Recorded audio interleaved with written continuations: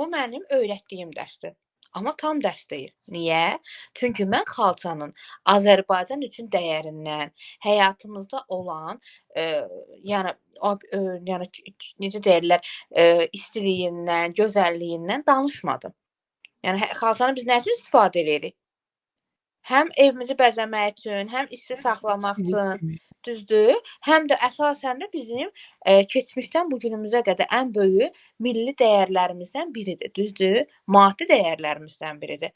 Deməli, mən bunu əlaqələndirərək keçirəmsə və şagird bunu həyatda nə üçün öyrənmək olduğunu bilirsə, artıq mən necə bir dərs keçmiş oluram? Tam bir dərs keçmiş oluram. Deməli, pedaqoji nədir? Öyrətdiyim proses davamlı, inkişaf nədir? Yəni mən artıq öyrətdiyimi tətbiq edirəm. Özüm sərbəst şəkildə inkişaf elətdirirəm.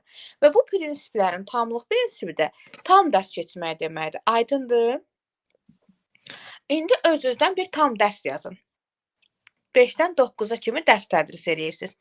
İstədiyiniz geyim mövzusu olsun, heykəl mövzusu olsun. Tam dərs yazın, ora qeyd edin. Və yaxud gəlin nümunələr deyin, lap özünüz yazarsınız. Səhər müəllimə, yəni tam dərs keç.